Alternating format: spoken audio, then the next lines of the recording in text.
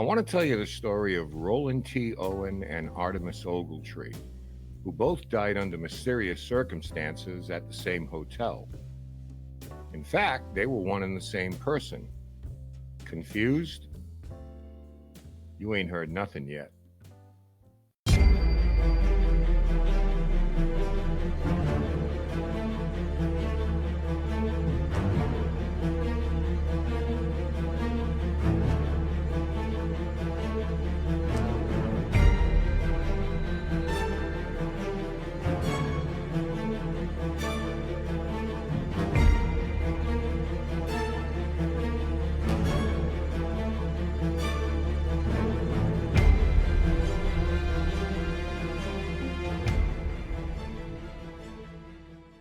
In the heart of Kansas City stands the historic Hotel President, a building steeped in elegance and mystery.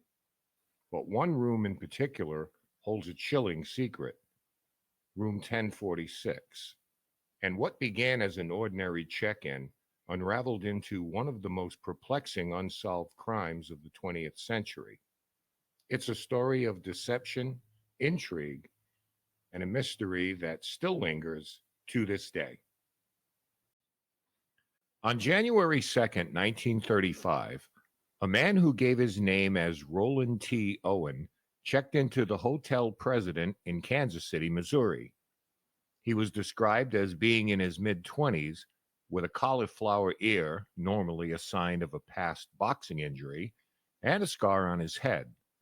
He carried no luggage aside from a small comb and toothbrush, and a bellboy later reported that Owen requested an interior room without windows upon checking in.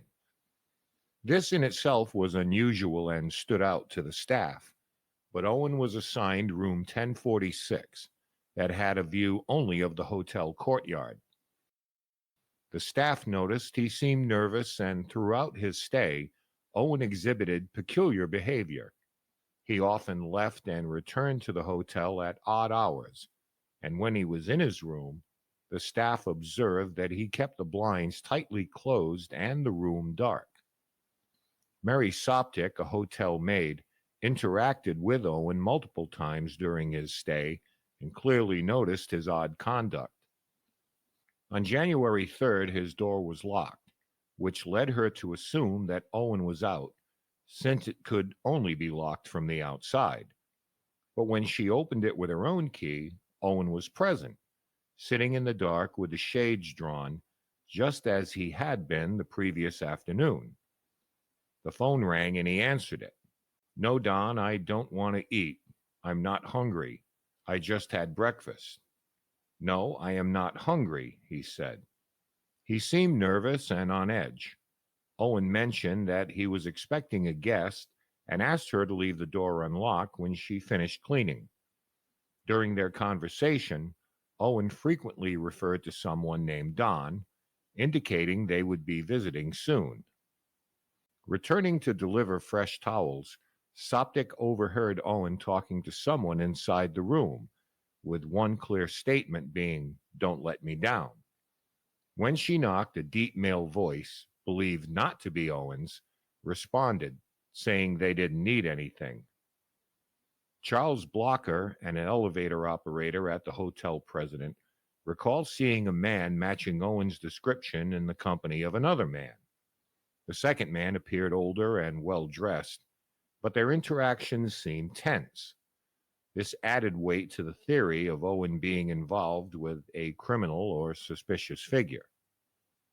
Some witnesses claimed to have seen a young woman entering and leaving room 1046 during his stay. She was never identified, but this fueled speculation about her involvement in the events that would follow. Later that night and early into the following morning, guests staying near room 1046 reported hearing raised voices and what sounded like an argument.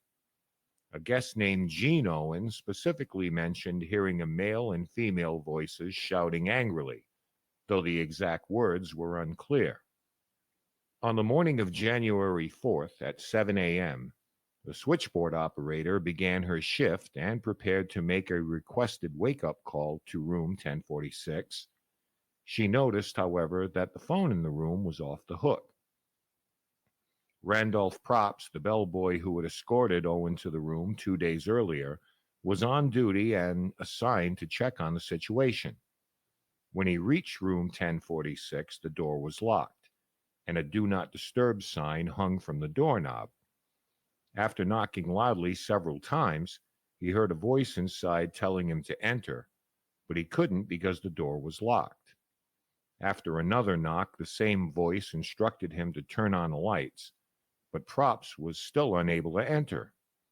Frustrated, he eventually shouted through the door for the guest to hang up the phone and left. Props later told the front desk that the guest in room 1046 was likely drunk and suggested waiting another hour. By 8:30 a.m., the phone was still off the hook, prompting the hotel to send another bellboy, Harold Pike, to investigate. The Do Not Disturb sign remained on the door, and it was still locked, but Pike used the key to enter. Inside, he found Owen lying naked on the bed in the dark, appearing intoxicated. Dim light from the hallway revealed dark spots on the bedding. Without turning on the room's light, Pike went to the telephone stand where he saw the phone had been knocked to the floor. He picked it up and replaced the handset on the stand before leaving. Shortly after 10:30 a.m., another operator reported that the phone in the room was again off the hook. This time, Props was sent back to the room. The Do Not Disturb sign was still on the door. After receiving no response to his knocks, Props unlocked the door with a master key. Inside, he discovered Owen on his hands and knees, just 2 feet from the door, with a bloodied head. Turning on the lights, Props replaced the phone on the hook and then noticed blood smeared on the walls of the main room and bathroom, as well as on the bed. He returned with the assistant manager, and eventually Owen got up and sat on the edge of the bathtub. The assistant manager called the police. They were joined by Dr. Harold Flanders of Kansas City General Hospital. When they arrived, they found Owen in a horrific state. They found him naked on the bed, covered in blood with multiple injuries. Stab wounds pierced his chest, concentrated around his heart. He had suffered blunt force trauma to the head, including a skull fracture, and ligature marks on his wrists, ankles, and neck, indicating he had been tied up and possibly strangled. Astonishingly, Owen was still alive, but barely conscious. When asked who had attacked him, he responded, "Nobody." Owen succumbed to his injuries later that night in the hospital, leaving investigators puzzled. The room was in disarray but showed no signs of forced entry, and no personal belongings, including basic items like a comb or the toothbrush, were found. This absence of items suggested that the assailant or assailants were either known to Owen or had voluntarily been allowed inside. Blood was discovered on the bed, walls, and floor, indicating a prolonged and violent struggle. Some of the stains were smeared, suggesting movement after the injuries were inflicted. The nature and extent of the injuries pointed to a personal or passionate motive rather than an act of random violence. A hairpin and an unused towel were found inside. These items hinted at a female visitor, as hairpins were commonly used by women at the time. A small bottle of diluted sulfuric acid was found, the purpose of which remains unclear, though it may have been used to intimidate or harm Owen. No weapon matching the stab wounds was recovered, leading investigators to conclude it was taken by the perpetrator or perpetrators. Investigators found partial fingerprints on some surfaces, including the room's telephone. These prints were believed to belong to a woman, but were never matched to anyone in particular. The repeated incidents of the phone being left off the hook prompted staff to check on the room, suggesting that Owen, his assailant, or someone else present may have been deliberately trying to draw attention to it. No wallet or identification were found, which only deepened the mystery of Owen's true identity.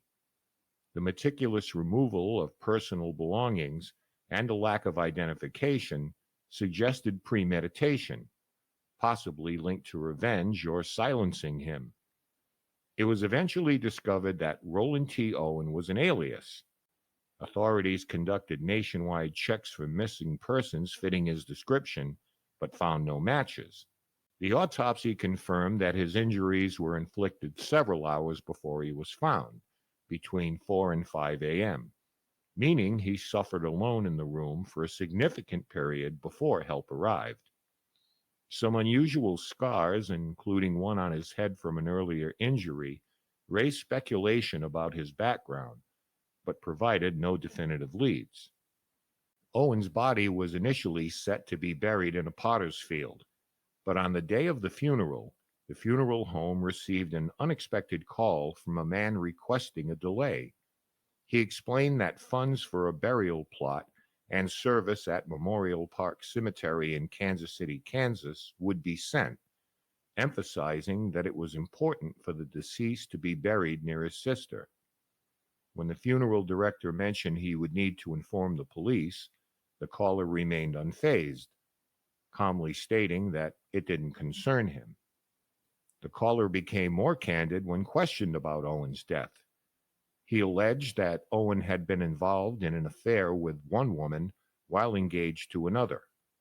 According to the caller, the two women, along with himself, had orchestrated a confrontation at the hotel as an act of revenge.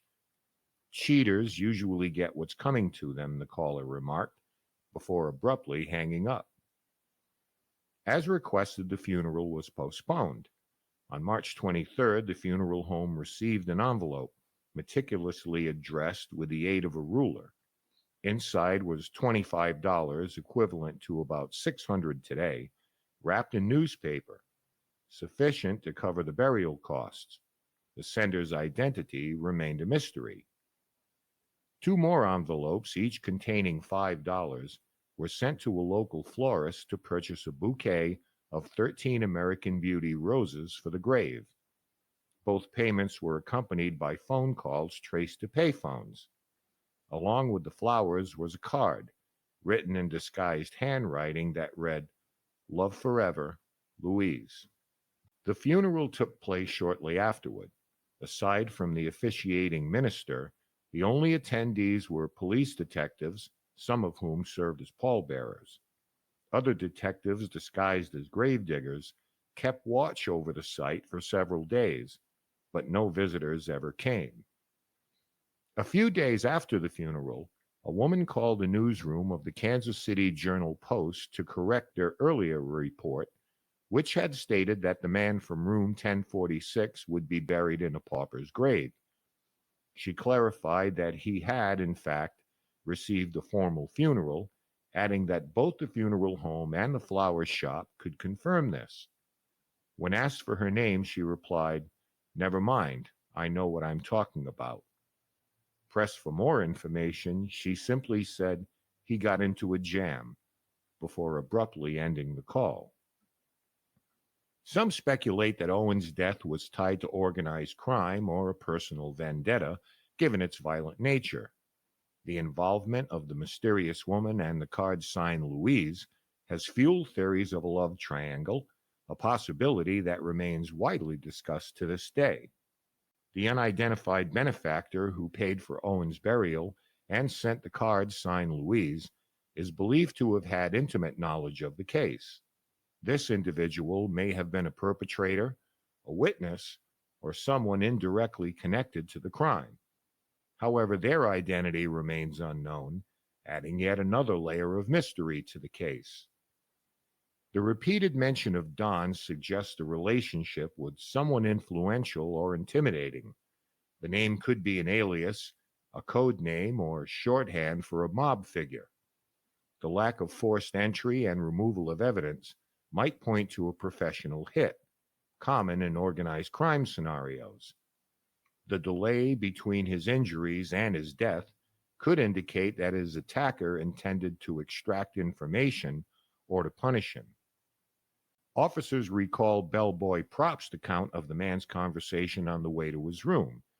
during which he mentioned leaving the nearby Muhlenbach Hotel after one night due to its high rates.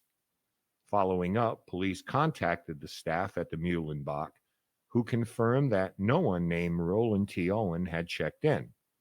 However, they did recall a man matching his description, registering under the name Eugene K. Scott.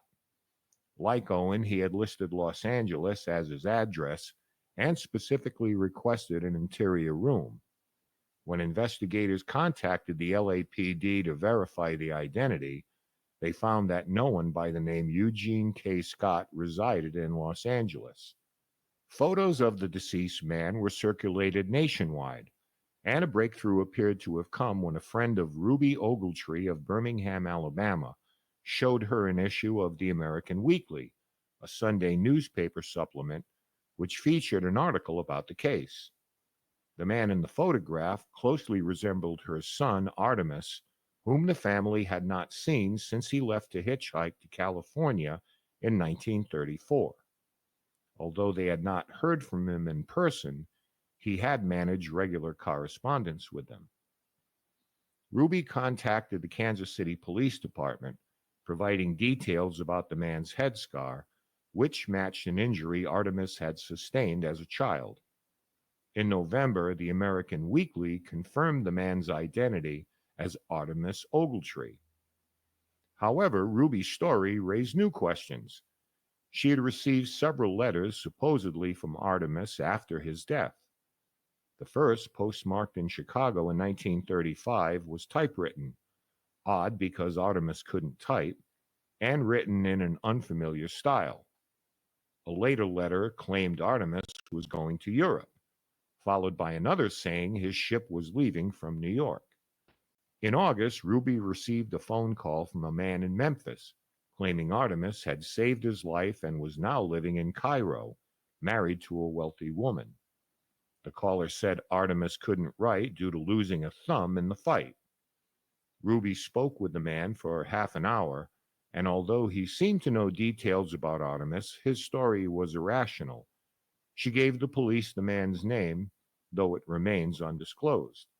Investigations found no evidence Artemis traveled aboard under his own name. No steamship records or consular records from Cairo could verify his presence. Police, through conversations with Ruby, identified a third hotel in Kansas City, the St. Regis, where Artemis had stayed, sharing a room with another man, possibly Don, though this could not be confirmed. In 1937, New York City police arrested Joseph Martin for murder after he killed his roommate and shipped the body to Memphis. Among his aliases was Donald Kelso. The KCPD matched his handwriting to the letters Ruby had received, but despite this connection, no charges were filed, and the Kansas City Police Department kept the case open. In spite of various leads, including the potential involvement of Joseph Martin and the mysterious letters Ruby Ogletree received, the case remains unsolved. Over the years, detectives periodically reviewed the case, but no new evidence came to light, and it eventually went cold. While the evidence strongly suggests that Roland T. Owen was Artemis Ogletree, it has never been definitively proven, and the case remains unsolved.